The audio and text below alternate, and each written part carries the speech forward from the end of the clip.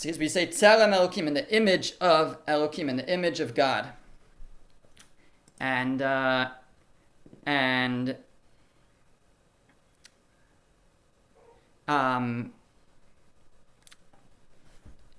Rabbi Chaim of Volozhin wants to know, why do we choose that name of God?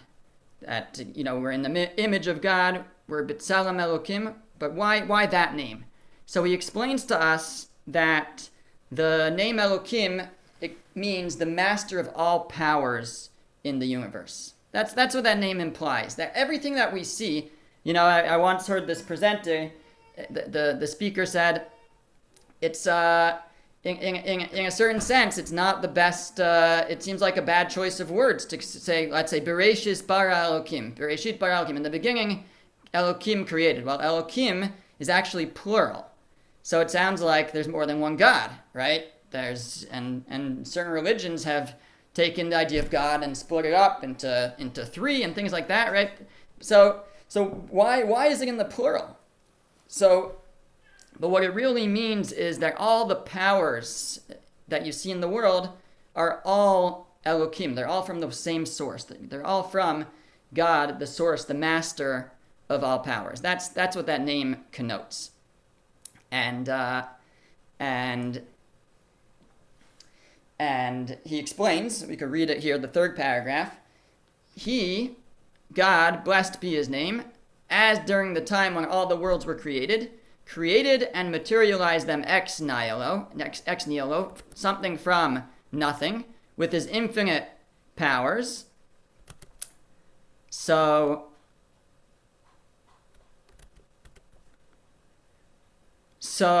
it continues since then, every day, and truly every moment. All the powers that make them exist, structure them, and sustain them are dependent only on what he impresses upon them via his will at each moment, via the power and the influence of newly created light. These are like Kabbalistic terminology.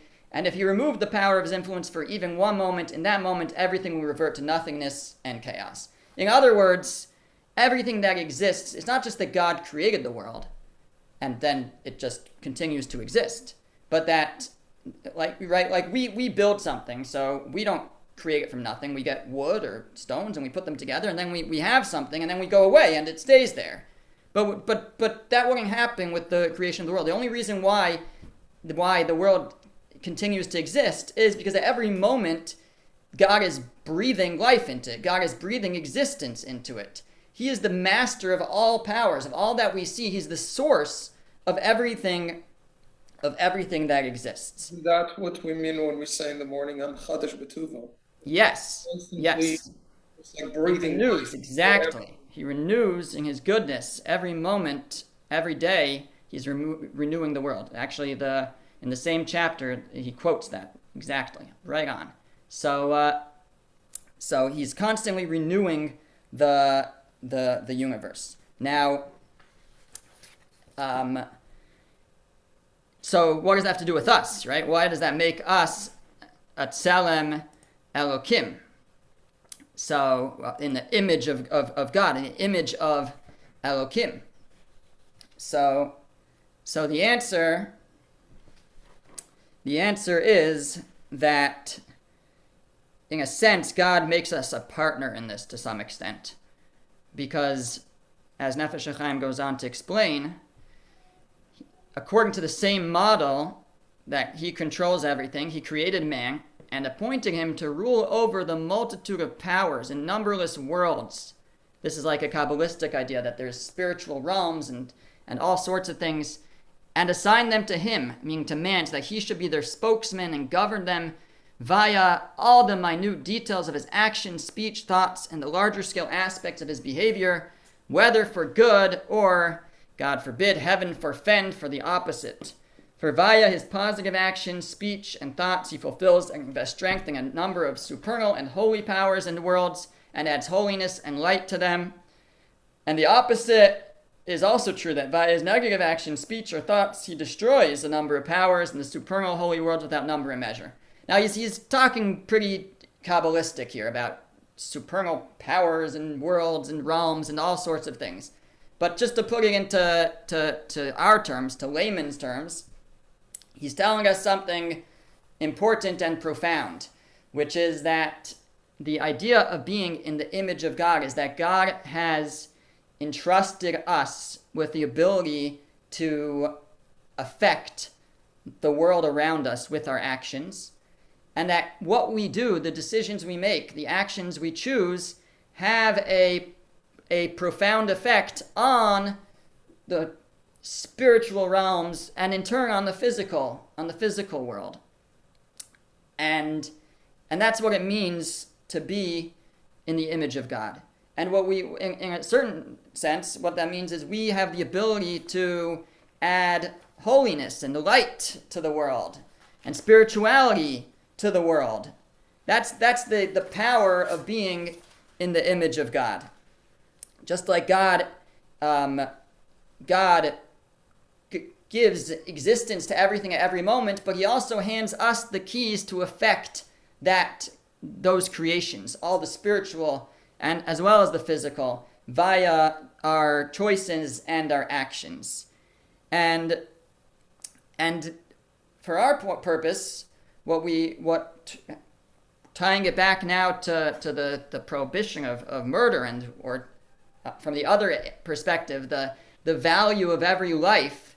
So aside from the intrinsic value of a person on their own level, in their own way, in reaching perfection and developing a relationship with God, but there's also the intrinsic value of every person, of every life, in their ability to affect the realms and to bring kedusha, to bring holiness into the world and into God's creation.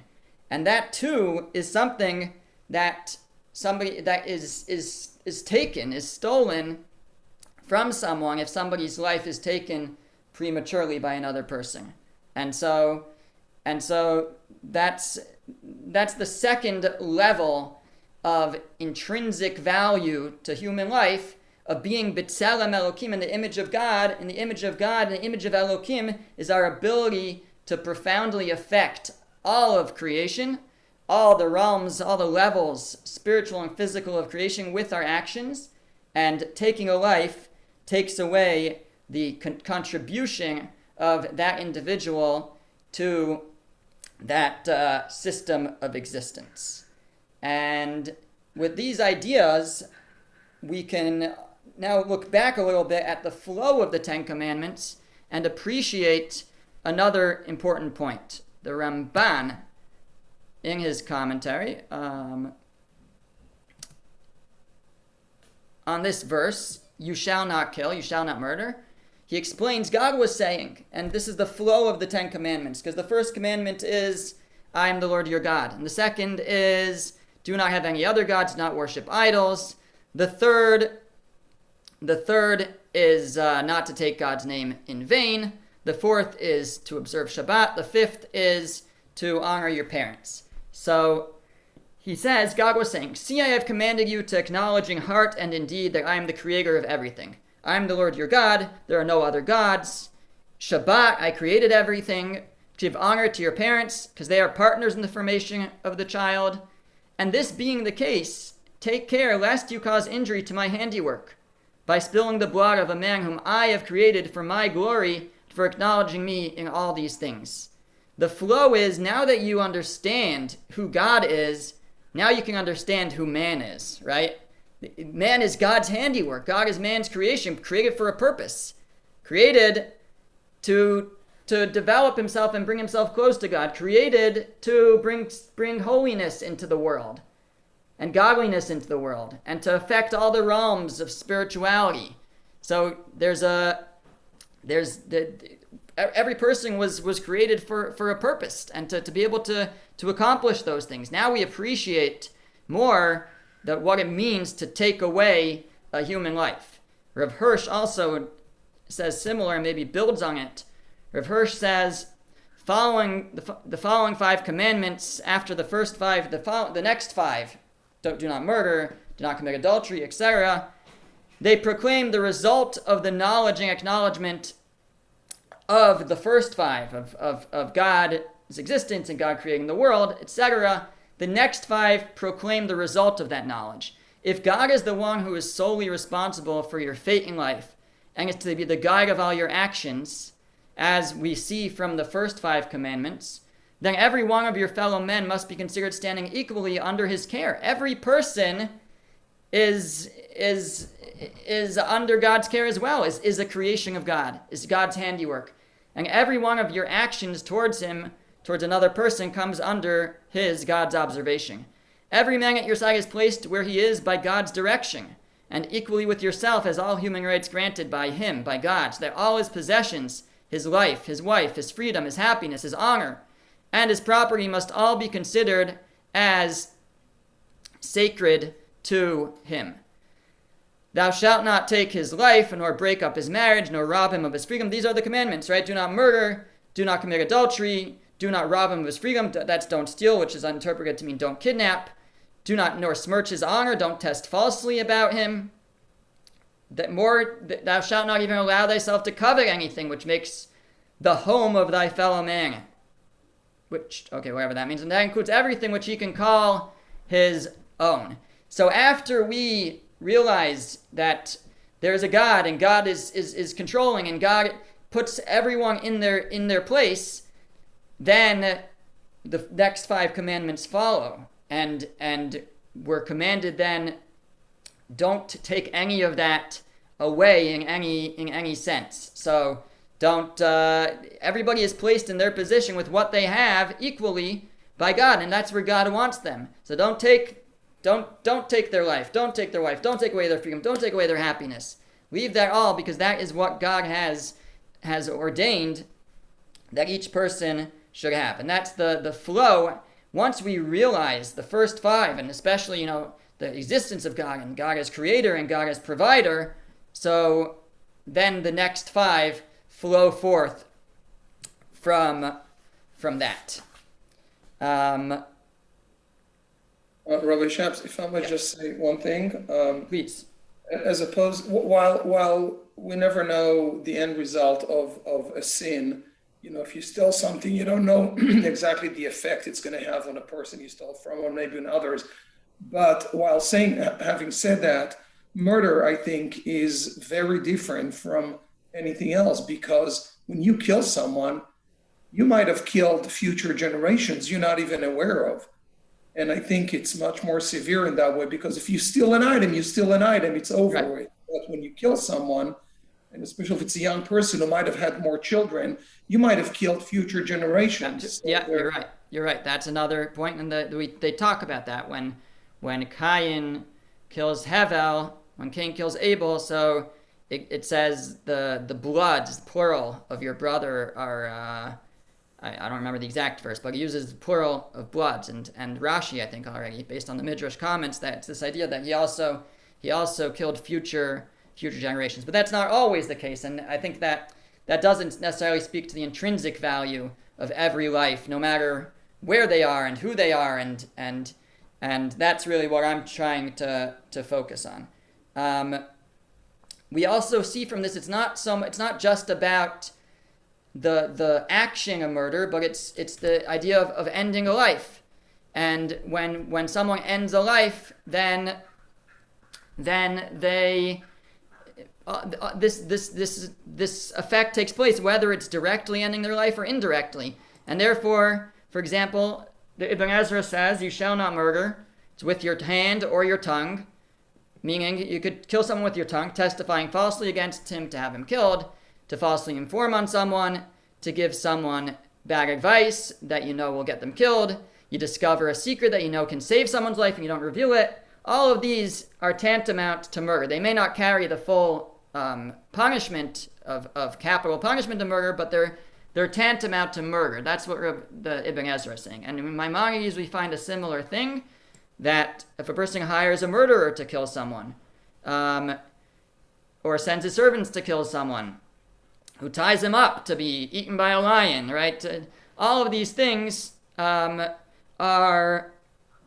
tantamount to murder. They may not be liable in court on the same level, but they are liable for death at the hands of God. It says what we call misa bidei shamayim, that God will take care of them. But we may not take care of them in a court, but they're tantamount to that, because again, it's not always just about the act of murder itself, but we're saying it's taking away a human life which has so much intrinsic value. Just want to end off on a somewhat more positive note, although the lesson of the value of human life is very positive, and that's where we're going to go with this, and that is to compare these two Mishnahs in Pirkei Avos. It says, the first one is the one we started with. Rabbi Akiva used to say, "Beloved is man, for he was created in the image of God. Especially beloved is he, for it was made known to him that he had been created in the image of God." So number one, Rabbi Akiva teaches, beloved is man, for he was created in the image of God. Number two, beloved are Israel, in that they were called children to God. Banim atem, you are children of God. Especially beloved are they, for it was made known to them that they are called children of God. So a step ahead is that we are children of God. And third, beloved are Israel, in that a precious vessel was given to them, in that we are given the Torah. So the great commentary, the Rabbi Yosef Dan Abarbanel, the Abarbanel explains that Rabbi Akiva is coming to contrast, with the teaching of Akavya ben Mahalel. Akavya ben Mahalel was another great sage, and he taught the following. He said, mark well three things, and you will not come into the power of sin. You want to protect yourself from sin? Know these three things. Know from where you come, where you are going, and before whom you are destined to give an accounting or reckoning. From where do you come? From a putrid drop. I think he's referring to a drop of sperm. Where are you going? To a place of dust, of worm, and of maggot, right? Our bodies are going to be buried in the ground, in the dirt. That's where we're going. So we shouldn't get too full of ourselves. And before whom are you destined to give an accounting or reckoning? Before the King of Kings, before the King of the Kings of Kings, the Holy One, blessed be He. So, and that's certainly something to think about and to contemplate, and as can really make a person stop and think about life and think about what's important. But the Abarbanel says that Rabbi Akiva is coming to teach, so to speak, the same lesson, but just from a different angle. We can protect ourselves from sin by thinking about how lowly we are, how humble we should be, and that we're going to eventually give an accounting, a reckoning for our actions. That's one way to protect from sin. But there's another perspective, which is maybe fitting to Rabbi Akiva's personality. Rabbi Akiva was always the positive and was always laughing, and in numerous places in the Talmud we find that he just has a different outlook on life. And Rabbi Akiva says that instead of just thinking about where we come from and how lowly we are, we come just from a little seed and from nothing. He says another way to move from sin and to grow and develop ourselves is to recognize the greatness that's within each of us, to recognize that that's true, that's our physical self, but we have a spiritual self, we have a soul, we are created in the image of God. And if we focus on the great value that we each have intrinsically, so that also we'll want to live up to that, and that also protects us from sin. We can focus on our end, the end where we're going to be buried in the ground, and where our bodies will be among worms and maggots. Yeah, that's one thing you could focus on, or you could focus on the idea that we are children of the Creator, which Abarbanel explains is another way of saying that we have eternal souls. Our souls are the creation of God. They are eternal. There is a world to come. You want to know what's waiting for us? Not just that our bodies will be buried, but our souls will move on to a world to come, and they are eternal. And they will return to God, and there's something and we have to prepare them. And that's something that we can focus on as a means to direct our actions properly. And lastly, you want to know, you could, if you want to avoid sin, you could think about, yeah, ultimately I'm going to face judgment before God. We could think about Judgment Day, or alternatively, and that might work for some people. Alternatively, we can think about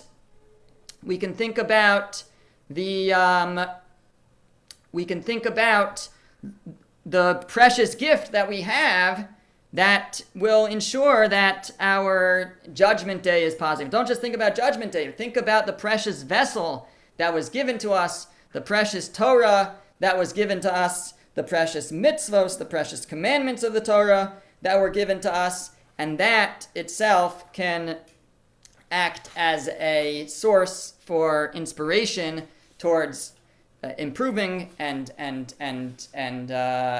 growth, improvement and growth, rather than just thinking about the idea, eventually I'm going to be judged. But think about that we have what we need. We have the guidebook to bring us to where we need to be. So that's we're not to take anything away from the teachings of Akavia ben Mahal. Those are important too, but they're in a sense more like scary version, or more negative, to which is important too. But Rabbi Akiva is focusing on the greatness of what we have as a means of inspiration, and the greatness of what we are as a means of inspiration to better ourselves. So to summarize, to wrap it up, we spoke about that the prohibition against murder isn't just about bettering society. It's not just about protecting others from pain, which are important, but there's an intrinsic value in every life that makes the sin so severe and so terrible. And that intrinsic value comes from the idea that we are each created in the image of God, which can mean that we each have free will, and therefore, and that is where our purpose is derived from. Our purpose to develop ourselves, perfect ourselves to the best extent that we can, bring ourselves closer to God. And someone who takes a life cuts off the ability of that person to do that, to fulfill their purpose and their mission. Additionally, we're in the image of God, that our actions, God has empowered us, that our actions have profound impact on the spiritual realms and in turn on the physical world. And again, we have the ability to fill the world with holiness. And if somebody's life is cut off prematurely, then they have lost that ability to do that. That holiness will not be able to be manifested in the world. And those are two things which are intrinsic within every human life, that they have the ability to contribute, that have been taken away. And that is, in a sense, the severity of this of such a terrible act, such as of killing a person. Okay, we're gonna hold there. So, Rabbi, can I ask you a thorny question? Yes. According to the rabbinic tradition, when does life begin? If this fits with